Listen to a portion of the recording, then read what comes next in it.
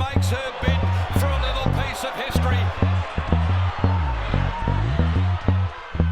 Hello and welcome to another episode of The Run of the Race. Brittany Taylor and Mark Warwood with you to review everything that happened on Saturday, and from a ratings perspective, these figures are very, very good. Yeah, they certainly are. Velvet King was the star performer on the day overall, but if you dig deep and go a little bit below the surface, I think you can make a case for even more impressive performances from Samizdat and Galaxy Star. And speaking of Galaxy Star, what a fitting result for her swan song. I must say, watching it live, did you think she'd won? No, I thought she'd got beaten. So did the bloke in the crowd who unfortunately got captured, giving it the big one. With a Hawthorn scarf on as well, so he had a terrible day on Saturday. If you thought you had a bad day, spare a thought for him. Let's take a look at the 2-year-old race for the day, and this one was taken out by Miss Tycoon, who's had a really great preparation. Brute up before the home turn, and Miss Tycoon on the inside of Mia Dolce. Labour Rod ran into third place outside of Wicklow Princess, and then came Muddy Matters, Drama Free, That's Funny As, and last of all is We Own a Brute. Mia Dolce has raced to Miss Tycoon. Labour Rod has camped over them, gets to the outside, then Wicklow Princess, and then came Muddy Matters inside the 250. Mia Dolce, Labour Rod the outside, Miss Tycoon the inside. Mia Dolce's in front of Miss Tycoon. Labour Rod can't get them. It's Miss Tycoon and Mia Dolce. Miss Tycoon just in front of Mia Dolce. Miss Tycoon, a speedy... Really good performance by Miss Tycoon there. Over the 1,000 metres, there was a bit of pressure early. She was able to absorb it and overall record a figure of -2.9, which is the second best figure for a 2-year-old this season. Yeah, very good race this. I think it'll be worth following the form. Certainly Lavarod, I thought he's an interesting horse here. Was keen early, also wide throughout. Had the winkers on for its debut after the 2 trial wins. I think that was a pretty good debut to be beaten a length and a half in a rating that was -1.1 for its first run. I'm going to forget We Own a Brute here. Finished last, was beaten nearly 17 lengths, last all of the way as well. And I will follow Lavarod out of this race. It was a very good rating for a debut 2-year-old, and his sire Toronado was a miler, so 1,000 metres probably a little bit short. I think better over a bit more distance. And looking at him as well, he was always, I think, going to be more that 3-year-old type. A lovely horse, an expensive yearling purchase, so definitely one worth following, I think, in Lavarod. Let's take a look at the second race, and this was the start of William Pike's big day. He did ride half the card. This is him winning on Celtic Court. Here to go.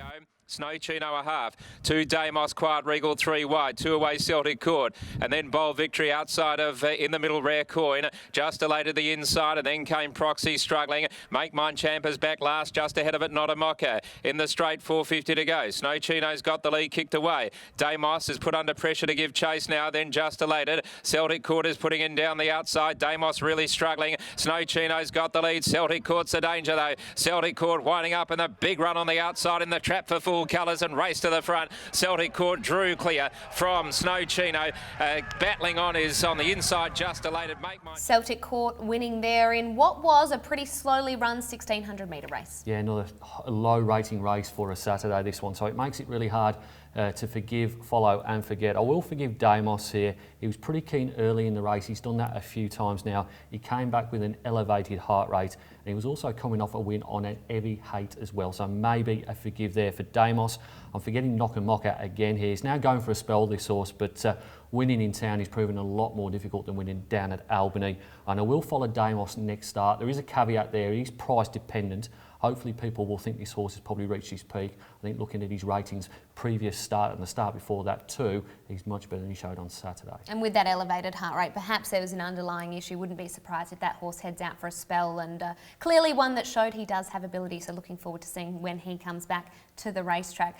Let's take a look at this next race. This was a big performance. Let's have a look at Samizdat. Cryptic Love, Showmanship and Fred Dagg moving up, followed by Vintage Stock, and then came Samizdat, who's following up Fred Dagg, and 3 lengths to Lord Greystoke as they come up towards a home turn. Essential Spice is just in front of the bend. On the outside is Dacio, then Pastry, Cryptic Love, Fred Dagg to the outside. Samizdat is chiming in. Showmanship is looking for a run back in the centre, can't get out. Cryptic Love held it in, and Showmanship and Fred Dagg are coming with a run. Showmanship can't get out. Samizdat coming with a big run wide out. Samizdat after a Essential Spice who's still in front. Essential Spice in front. Samizdat is lunging. Essential Spice, Samizdat diving. What a huge performance by Samizdat. He's a big horse, but to lump 62 kilos is no mean feat. What he was able to accomplish from where he was is a big effort, a sign of a serious horse. This was the best race of the day by the length of the Belmont Straight for mine. Fascinating contest. Let's have a look at the figures here. Slowly run, and I think that makes the performance of Samizdat all the more impressive. Came home with the fastest sectionals, as you mentioned, had 62 kilos, rounded up what was a pretty strong field off what was a very slow tempo. He's the follow horse. I think he's going to go east now. They've got the eyes on the Silver Eagle and then the Golden Eagle. I think the person who will be putting the horse on the float first won't be one of the Ganjimmies. It probably will be Colin Pearce, who owns Essential Spice, who has seen the backside of Samizdat a number of times. I am forgetting Lord Greystoke here. He won his first run as a gelding, but he's been moderate throughout the rest of his career. And I will forgive Showmanship. Was no clear run in the straight. William Pike didn't blame himself for the result after the race. I don't think he would have beaten Samizdat though. Okay, well, I know Willie wasn't too happy with himself, and it was a hard watch if you were on Showmanship, but take nothing away from the performance of Samizdat. That was huge. They've got big goals in sight, as you mentioned, and looking forward to seeing what sort of heights that horse can reach. We were spoiled on Saturday, we really were. From Samizdat, we now have a look at Galaxy Star in her swan song. Just watch this. I don't know how she manages to do this. She sprouts wings with 100 to go. Let's take a look. It's Galaxy Star. And Pike is starting to get busy on Galaxy Star. Gets to the outside, still 4.5 off the leader. Great Shot comes around the turn in front. Yatting moved up strongly on the outside. Mislecki's running third. Capodura on the inside. And now Galaxy Star to the outside, but giving the leaders a massive start at the 250. And Gatting has raced up and taken the lead from Great Shot. 2.5 to Galaxy Star and Mislecki. Gatting drew clear. A half in front. Great Shot tries to come back. Galaxy Star's going to fly late. Gatting in front. Capodura getting through. Galaxy Star is steaming. Gatting in front. Just, I think, getting... Well, it was a very, very close finish, and I must admit I thought Gatting had won, but what a fitting end to the career of Galaxy Star, and what a career it's been to have never ever missed a place. It's extraordinary. Yeah, 13 wins from 19 starts. She went over $1.5 million with her win on Saturday. She makes the foal, but we'll start at the top first. That's Gatting. He's the forgive horse for mine. He was pretty keen in the run. They didn't go at a particularly strong tempo, certainly not for a quality of race here. He's got a pretty poor record, certainly a win record when he's in similar tempo races, including the Strickland from last year as well when he was beaten by Material Man.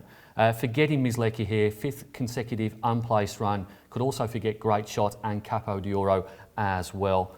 And I'm going to follow Galaxy Star. I know she's been retired, but I'm really looking forward to seeing her offspring on the track. She's going to the American Triple Crown winner in Justify, and you mentioned it off the top. Brilliant, absolutely brilliant last 200 metre sectional to win, the fastest of the entire meeting. Well, that's a first for the run of the race, following not the horse, but following the offspring, and really looking forward to seeing what she's able to do in the breeding barn, that is for sure. It's been a wonderful career for Galaxy Star, and last week we talked about the Strickland record. Well, again, another horse is going to go without a win after winning the Strickland. Maybe It's a Him can snap it. I know he's gone up to Broome. Maybe there's a race up there for It's a Him, but no one since Mr. Moe in 2012 has won the Strickland and won another race. Okay, and of course, Galaxy Star now retired. We'll take a quick break, and on the other side, we'll have a look at the back half of the meeting.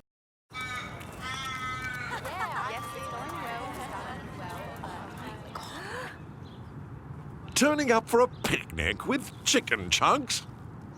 Ooh, orchies.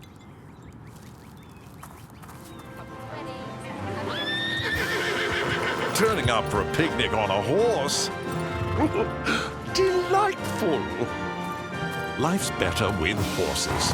See you at the races.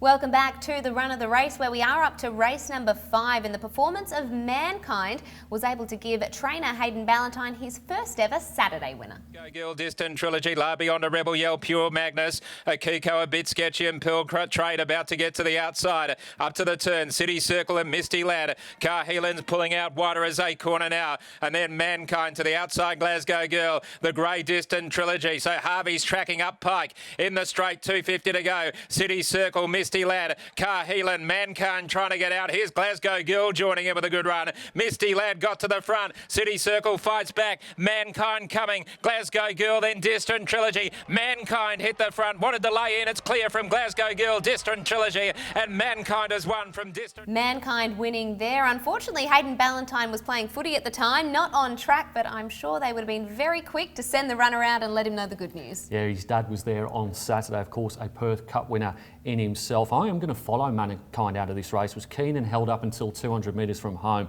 He's really well bred. He's the half-brother of State Solicitor and Respondent, and he's still also eligible for this grade of race, the graduation handicap. So Mankind is the follow. The Forget is Misty Lad. Finished 4th on Saturday, but he did benefit from being pretty close to the speed, and he still has the worst punting form rating of the entire field that went around on the weekend. And I'll forgive Rebel Yell, finished 8th, was carried outwards in the straight, was coming off a good personal best effort and a win. That, however, was over 1,000 metres on a very heavy track. All right, not a lot to report out of that race, just an even number in terms of the figure to come out of it. This next race, a different story. The Velvet King is producing some really nice numbers. This, no exception, minus 7.4. That's nearly 7.5 lengths quicker than benchmark to the 600. Let's take a look at his victory. The Velvet King has really dictated the affair. From Lord Help Me Run, Black Line gone, double digits sent forward now. And then came Mrs. Brown's Boy, followed by Dark Prospect. Battle Talks a mile away as they turn from Inject the Venom. Here's double digit putting in a burst. Coming after the Velvet King and Lord Help Me Run. They got tight together, about 2 lengths away, getting up on the inside behind them. Dark Prospect inside the 250, a real slog. It's the Velvet King the inside. Lord Help Me Run, double digit the outside. He can't get to them, and the Velvet King responding from Lord Help Me Run. Dark Prospect also with double digit, but the Velvet King, a great front running display. And the Velvet King winning there, really strong performance to lead in the tempo that he was, and then to come home with the sectionals that he did, going in a diagonal line. We know that he hangs out something chronic, but a really good performance. It was a good job the margin was a length, because I think if it had been a bit shorter than that, he would have been in trouble in the steerage room. As it was, the protest from the runner-up was dismissed. Looking at the file, the Forgive horse is Lord Help Me Run, did finish 2nd, was carried outwards by the Velvet King, but a very good figure, pretty similar to the figure that Lord Help Me Run produced last start. I'm going to forget Blackline again here, and to the Zito boys, please retire this horse. She's a shadow of her former self now. She's been really poor since she won on Railway Stakes Day, and it's really sad to see a horse get beat 23 lengths on a Saturday. And I'll follow the Velvet King here, led a fast tempo. I'm sure that was the instructions from D-Mac to Chloe Azzopardi. She did exactly what the trainer asked, and most impressively of all, he led this race and came on with the fastest last 200 and 400. Only good horses do that. Only very good horses. That is, to be able to carve off the fastest last 200, 400 after setting that tempo, a very good effort. Surprisingly, D-Mac even said in his post-race interview, I thought she might have been a bit soft on him. Well, he was absolutely flying according to the figures, so a horse that clearly benefits from a high tempo. Okay, let's have a look at the next race. This one was won by Moshard. Nelson's Flight has done plenty of work. Leads by 1 1/4. Turbo Power is chasing hard. Senorita Bonita back to 3rd. Resistance. Machino Misses doing it tough out wider. Then Campaign, Bushfire Blonde, Settlers Creek this away. And then Fancy Fox and Wellback Mulga. And also Middle Earth. Nelson's Flight is clear. At the 250, she goes for it now. Lucy Warwick, hands and heels. It's trying to respond. Resistance, the outside's after it. Running on now. Moshard. Pike's getting a run. He's flying. Moshard along the inside of Nelson's Flight, who fights hard, but Moshard takes the lead from Nelson's Flight. Bushfire Blonde, and Moshard has won. Moshard beat Bushfire. Moshard winning there, and what a rise it's been from this horse. Broke his maiden in Kalgoorlie in October last year, and since then it's almost all been wins. Yeah, 5 wins, and then he was 2nd behind Lord Help Me Run. I think the format of that race is pretty good, and he again won on Saturday by 1 3/4. Looking at the file, he doesn't make the file. The horses that do, I'm going to forget Campaign here. Not one of the good imports for the Ganjimi boys, this horse. He's only finished 3rd once on a Wednesday in his 6th WA start, so forgetting Campaign. I'll forgive Nelson's Flight. He was forced to work to lead from what was a pretty wide gate. He was also coming off a big run on a heavy track. And I'll also follow Nelson's Flight again here. He won in 72 plus grade last preparation, Both runs back have been really good, and I think on Saturday was really key to following this horse, because he normally isn't very good second up. He was very good second up on Saturday, maybe be just as good third up. This brings us to the lucky last, and when I was speaking to both jockeys, William Pike and Chris Parnham, post-race earlier in the day, both of them were very bullish about their chances in the last. In the end, it was William Pike, who did ride half the card, who was victorious with Stageman. With Paris. Solorski's out wide. Well back in the field is Tonka Tough on the inside. Well back Bollywood Blitz, and then came Pims Royale getting to the outside. And last of all is Thard Mervyn is in front of Tranquilla Sunrise. Parnham Let's Go now with Free Trade. She's moving into the race very stylishly indeed. And then Fair Sonari Nikitaz is tracking up Free Trade, and Pike back to the inside with Stageman. Free Trade has raced up. Stageman with the inside run. Undisclosed is out wider. It's Stageman, Free Trade, and then Undisclosed Pike. He drove through with Stageman, hit the front. He's going to do it again. Free Trade tries to come back, but it's Stageman in front. It's 4 for Pike. Stageman. William Pike brings up his 4th winner of the day with Stageman, but taking nothing away from the 2nd place getter in Free Trade, a horse that has been so unlucky when it comes to barriers, was first emergency, couldn't get a start, so has had a bit of time between racing, so it was an admirable effort. Yeah, he makes the file in double dose area. Forgive Horse is definitely Free Trade. Of the first 5 in running, he was the only one to finish within 4 lengths of Stageman, and it was a marginal PB effort according to punting form as well. I think this horse has got another win in him. For getting Double Bubble, he's one of only 2 horses to ever beaten Sammersdat, but Sammersdale wasn't right that day, and Double Bubble wasn't right on Saturday by the looks of it. And I will follow Free Trade here. Definitely capable of winning again if he reproduces his recent runs. Minus 3.7 on Saturday. I think the tempo just undid him. Undoubtedly, it has a win in him very soon. Chris Parnham has been pretty bullish about the horse's chances, so looking forward to Free Trade getting his victory. Let's have a look at the meeting in its totality. Who is our best performer of the day? Yeah, this is really interesting file. This the Velvet King was the best overall rating and also the best class rating, mainly because of the tempo that Chloe Azzopardi set on that horse of minus 7.4. So he came in some really good figures, minus 5.4 overall and minus 4.8 to the class. But dig it a little bit deeper, and what do you find? Galaxy Star, fastest last 200 of the day, 11.36. If we had 100-metre figures, she would be absolutely incredible. Last 400 was Sammersdat with 62 kilos. And then the last 600 was That's Funny As, but really fascinating figures there with Galaxy Star and Sammersdat in particular. Certainly is a nice finishing burst from Galaxy Star to finish her career there. Okay, we'll take a quick break, and on the other side we'll have a look at how our tipsters fared on the weekend. Arriving for a hot date on a moped. Disappointing.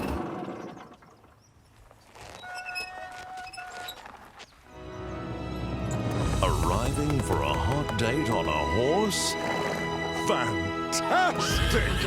Life's better with horses. See you at the races. Welcome back to the run of the race, where it is time to have a look at the tipping competition. And this week, I know there are a lot of punters who found Saturday pretty hard. What did they need to find to be the best tipster of the week? All of the winners. For once, you needed all of the winners to get the best possible score of 1,876 and 80. So that was Miss Tycoon, Celtic Court, Sammersdat, Galaxy Star, Mankind. That was the big price winner of the day at $18 and $4.20 the place. The Velvet King, Moshard and Stageman. Did this week's winner manage to find Mankind, and more importantly, did they have their big bet on Mankind? They certainly did. They found 5 of the 8 winners and had 3 placings in the other races. The winner this week was Ian Devonish, otherwise known as Devo58, and he won by 80 cents. 80 cents from Ben Devlin. They're both Perth Racing members. Poor old Ben.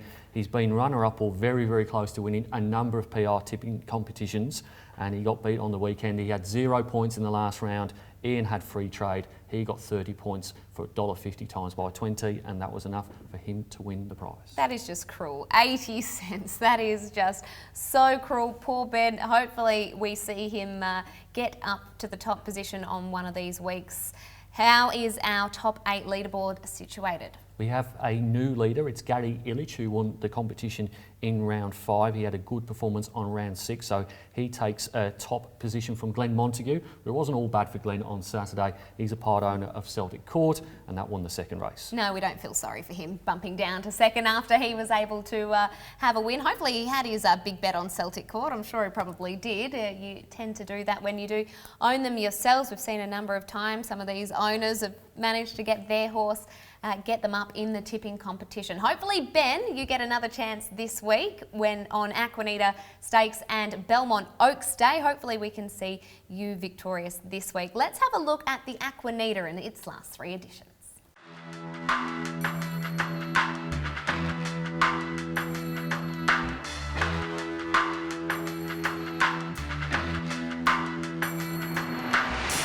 Taking time to get into the clear. Pike now is able to manoeuvre her around heels to come after the leader, Fremont. Fremont with 150 to go. Kick 2 in front, Secret Doubt, but here comes Arcadia Dream now. She's finishing brilliantly. The favourite comes at Fremont. Arcadia Dream grabbed the lead in the shadows in the last stride. Williams' moment from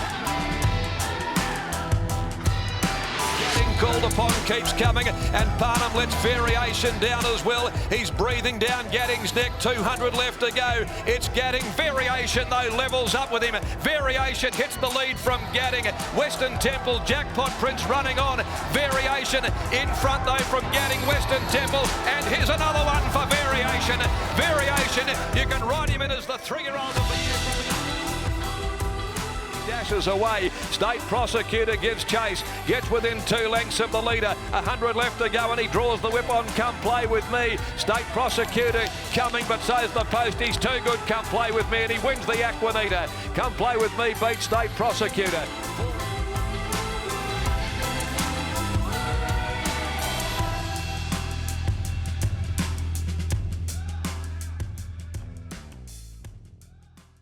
There are the last 3 editions of the Aquanita. I like when we get to this time of year because we've seen the Belmont Guineas and then all of a sudden we start seeing them split. The boys go one way and the girls go to the Oaks. Which one do you think will be stronger? I think the Oaks will be stronger in terms of having Mystery Miss in it. I think she's the follow horse into that. This will be deeper. I think the Aquanita Stakes, I think True Attraction will be hard to beat. And of course in a couple of weeks' time they come back together with the Belmont Classic over slightly further.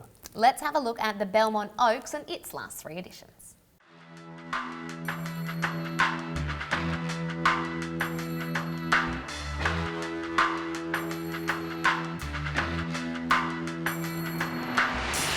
Sticks on, but Ros Martini down to the 200. She led clearly. The gauge reading a bit empty though in this light, but now Showy Chloe is sprouting wings. She's mowing them down. Here comes Showy Chloe. Ros Martini's the leader. Showy Chloe is gunning her down. Ros Martini fights. Showy Chloe drives. Ros Martini holds on. Ros Martini won the Oaks from and hit the front. Fontainebleau kicked away for Smith through a length and a half clear. Battling away then is Miss Sapphire, followed by Midnight Drama starting to get a wriggle on. Fontainebleau in front, Midnight Drama down on the inside fast as the wind. He keeps it going, Fontainebleau however, and Fontainebleau too good, won the Belmont.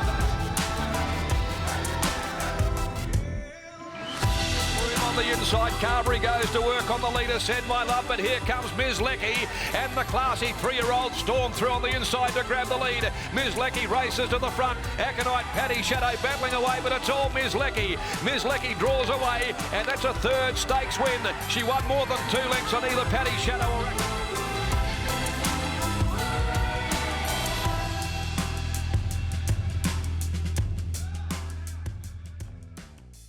Love the salute from Sean O'Donnell on Ms. Lecky there. I'm not sure if William Pike wins that we'll see quite as much enthusiasm from him. Yeah, he's a bit used to winning, is William. He's had 26 winners from 72 rides at Belmont Park going into this week. So he doesn't get all that excited about winning listing races, but I think he'll be winning one on Saturday with Mystery Miss. And I think he will have the opportunity, a la Sean O'Donnell, to have a look over his shoulder with 100 metres to go. All right, let's see if Willie can ride another bag of 4 again on Saturday. Thanks for joining us for another episode of The Run of the Race. We'll catch you next week. She makes her bid for a little piece of history.